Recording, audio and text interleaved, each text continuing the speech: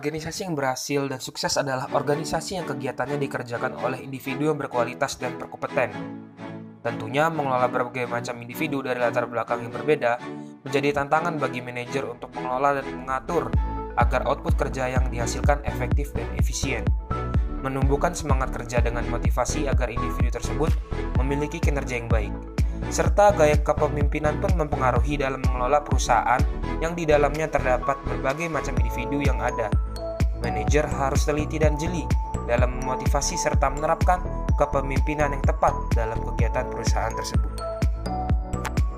Pada bab ini, kami akan membahas mengenai motivasi dan memimpin organisasi lintas budaya.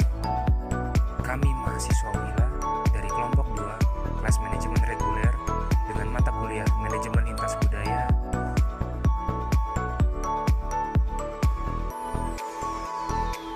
Dosen pengajar kami adalah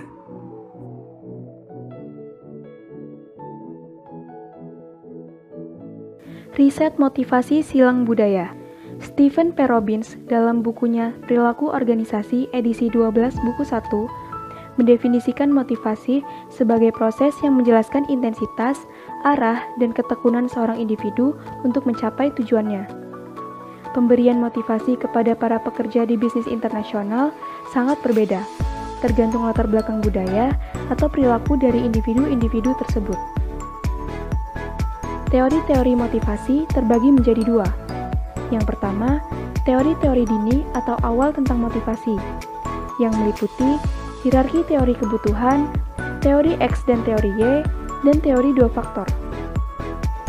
Yang kedua, teori kontemporer tentang motivasi. Teori ini menggambarkan kondisi pemikiran saat ini dalam menjelaskan motivasi karyawan, yang meliputi teori kebutuhan David McClelland dan teori evaluasi kognitif, makna pekerjaan. Pekerjaan dalam arti luas adalah aktivitas utama yang dilakukan oleh manusia. Sedangkan dalam arti sempit, istilah pekerjaan digunakan untuk suatu tugas atau kerja yang menghasilkan uang bagi seseorang. Sebenarnya, perbedaan budaya kerja adalah hal biasa, selama kita mampu beradaptasi dengan hal tersebut. Sebagai contoh, Jepang memiliki prinsip kerja di mana keberhasilan atas suatu pencapaian adalah hasil kerja tim, bukan individu. Sedangkan di Jerman, cenderung lebih individualis, mengetahui porsi kerja masing-masing, dan mereka akan fokus dengan dirinya. Kemudian, untuk prinsip kerja di Amerika, lebih menghindari bekerja ketika akhir pekan. Motivasi dalam konteks internasional. Apresiasi terhadap perbedaan individu menjadi langkah awal yang penting dalam memahami cara manajer agar lebih memotivasi karyawannya untuk mencapai sasaran organisasi. Kebanyakan, pendekatan teoritis modern tentang motivasi dibagi dalam 3 kategori. Yang pertama, model motivasi berbasis kebutuhan. Yang kedua, model motivasi berbasis proses. Dan yang ketiga, model penguatan. Peran pemimpin multibudaya. Perilaku setiap anggota kelompok budaya tergantung pada sejarah orang-orang atau individu dalam kelompok masyarakatnya. Pemimpin ragam budaya sejati adalah pimpinan yang inovatif, yang menjadi komunikator dan negosiator antar budaya yang efektif dalam berbagai lingkungan masyarakat. Berikut ini adalah ciri-ciri pemimpin dalam perusahaan multinasional atau multibudaya pemimpin. Yang pertama, berpikir melampaui persepsi lokal, siap untuk mengganti dengan pemikiran baru dan membuang pemikiran lama, menciptakan kembali norma-norma dan praktek budaya dengan hal yang baru, memprogram kembali peta dan bangunan mental mereka, menciptakan sinergi budaya kapan dan di mana saja, dan terbuka serta fleksibel dalam menghadapi orang-orang yang beragam budaya. Riset kepemimpinan silang budaya. Untuk mempelajari lebih banyak tentang kepemimpinan internasional, tim penelitian dunia telah melakukan serangkaian penelitian di bawah pimpinan umum dari proyek Global atau Global Leadership and Organizational Behavior Research Project. Global mengidentifikasi 6 perilaku pimpinan yang dapat diamati dan dinilai dalam berbagai budaya.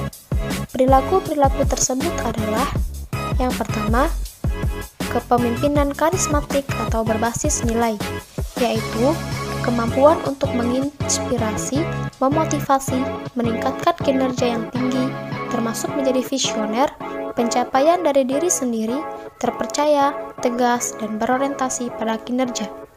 Yang kedua, kepemimpinan berorientasi pada tim, yaitu menekankan pada pembentukan tim dan terciptanya rasa tujuan bersama, termasuk melakukan kolaborasi, diplomatis, dan mampu secara administratif.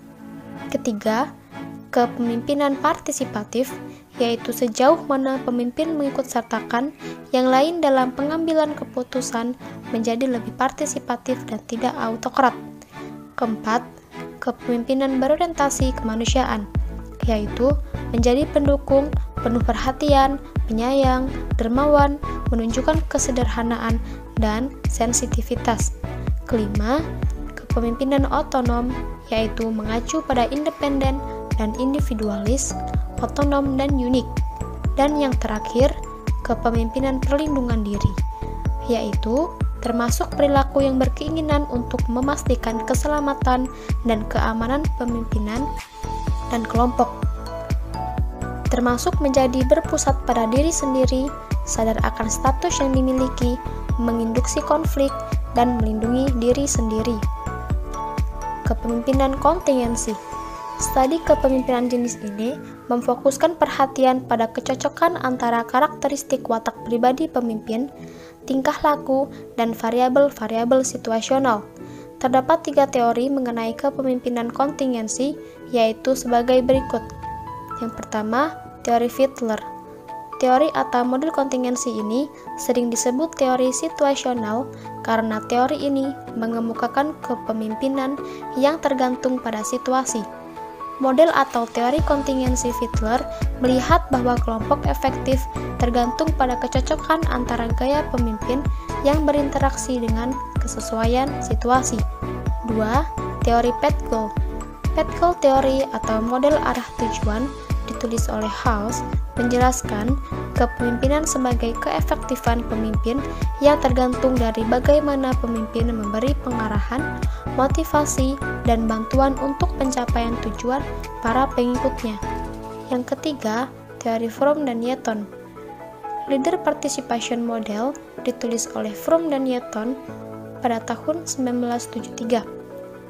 Model ini melihat teori kepemimpinan yang menyediakan seperangkat peraturan untuk menetapkan bentuk dan jumlah peserta pengambil keputusan dalam berbagai keadaan.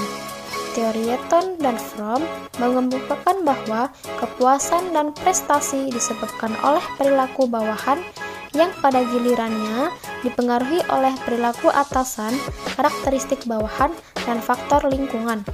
Kepemimpinan internasional yang efektif.